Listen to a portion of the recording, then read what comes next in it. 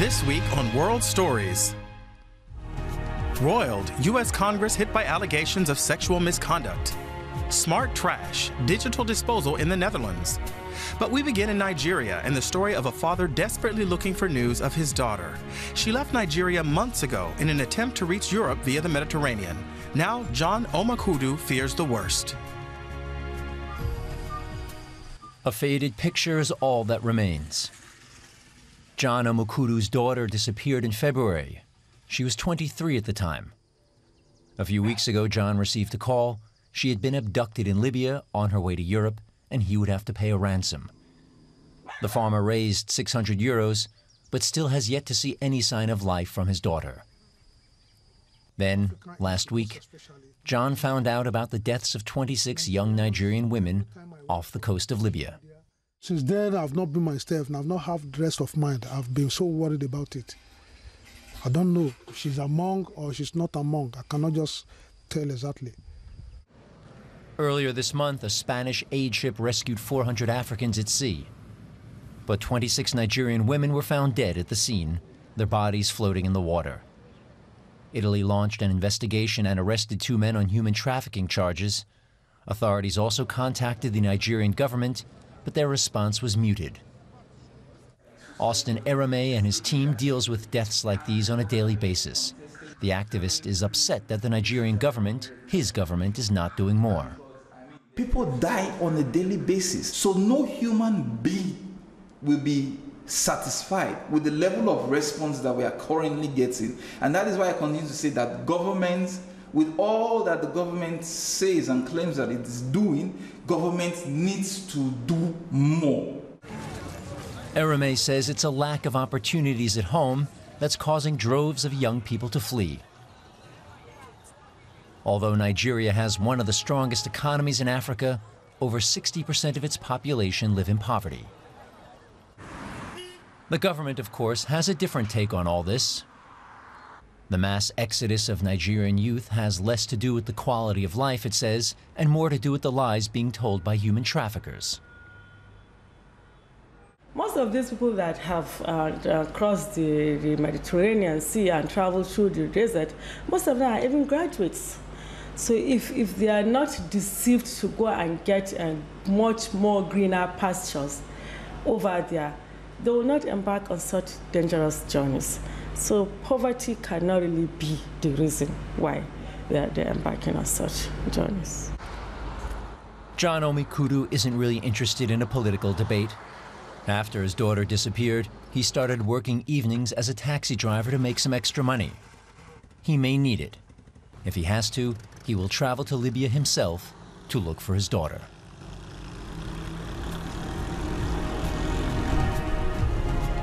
To the U.S. now, and the allegations of sexual misconduct sweeping through the corridors of power. The system there for registering a complaint is, at its best, opaque, and Capitol Hill, says one congresswoman, a hostile environment. Everything is about sex, except for sex. Sex is about power. And it's always been about power on Capitol Hill, says Reese Everson. Here, former congressional employees are now saying Me Too, exposing the inconvenient truth that the lawmakers of the world's most powerful country also have a sexual harassment problem. He said, "Are you going to be good?" And I said, "Yeah." He said, "Well, if you're going to be good, what's the point of you coming?" And I said, "Huh?" And he said, "Will you flirt with me?" That was me not understanding that I was being groomed or being invited to a sexual relationship. Everson used to be a fellow at the Congressional Black Caucus when she was approached by a Congress member she does not want to name. And her case is by no means unique. Rebecca Ware was just 22 years old when she says Congressman Gary Miller harassed her. He just said, "My God, Rebecca, you look just amazing, you're really stunning today.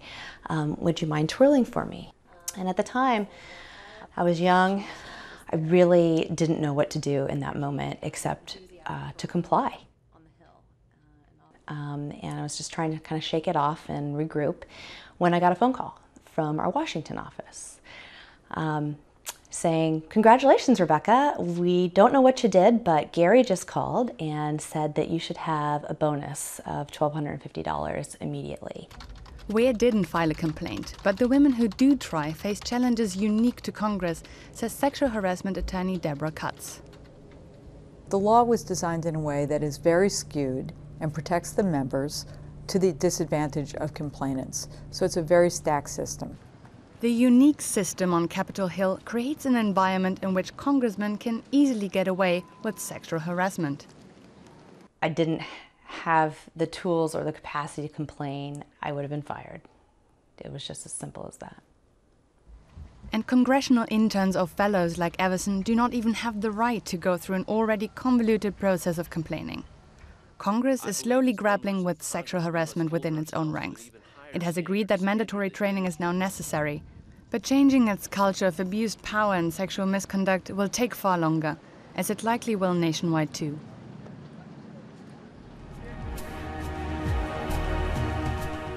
In recent years, Turkey has opened its borders to nearly 3 million Syrian and Iraqi refugees, many of whom have been able to set up small businesses. But in some Istanbul neighborhoods, tensions have been boiling over.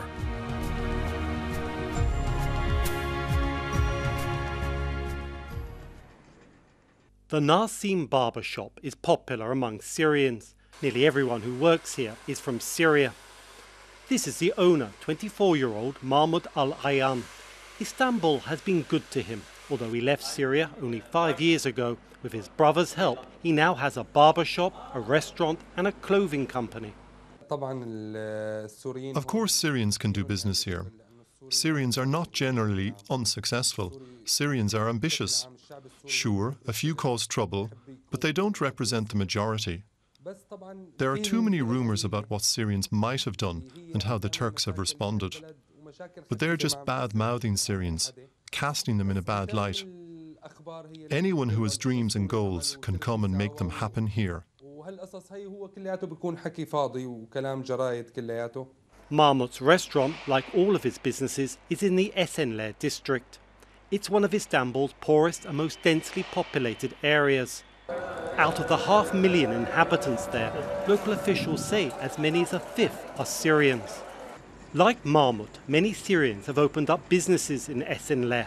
The government made it easier for Syrians to set up shop by waiving the restrictions non-citizens normally face. But that success is starting to cause unease among some local Turks. After a while, they got used to being here and started opening more and more shops. They've slowly started to establish their own sectors. And now they only go to Syrian shops. They have a jeweller's store up there. You'll see they don't pay their taxes. They're given all the breaks. But when we want to open a shop, the state is harder on us. We're not given any of the benefits they get. But not everyone sees the Syrians as a threat. Those Syrians are all working. They have families. They are Muslims living among us. We don't look at the situation as Syrians and Turks, but as one Muslim community. So in the spirit of the district's motto, a city of peace and hope, the people of Esenler are still striving to resolve their differences amicably with their Syrian neighbours. Rubbish collection, an expensive business for cities and often inefficient. But what if there was a way for the trash container itself to signal whether it was full or not? This report from The Hague.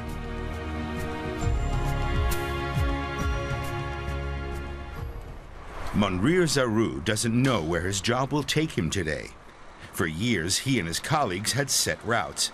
Now, they change every day. He sees on his tablet which containers to empty.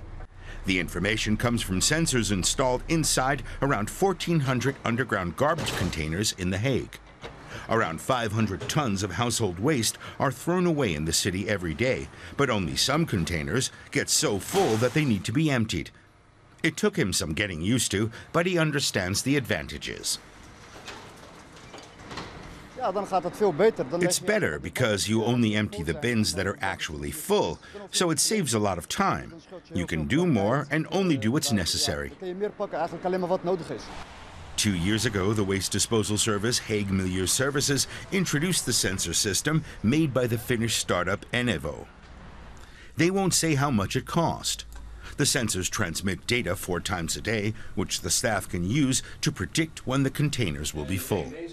For the company, it's about saving money long-term and being able to make more accurate assessments. But there are other reasons. If the bins are not full, 10, 20, 30%, it doesn't require emptying it. So it would be better for the environment, for the traffic jams, for the blocking of the streets, for the safety of the people on the street, to empty it once in 2 weeks, for instance, instead of 2 times a week. So it's all quality and environment. Those were the main goals why we introduced the Enevo sensors.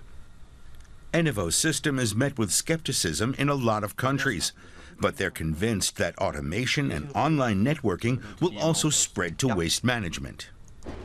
The Hague wants to permanently install sensors in all 7,000 plus containers in the city. Despite the increased productivity, there are no plans to cut jobs.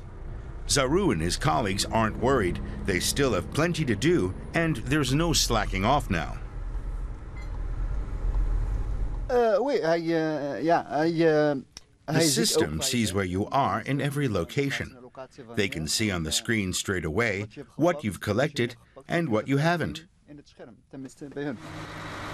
That means less wasted time and effort, and less likelihood the city is throwing away its money.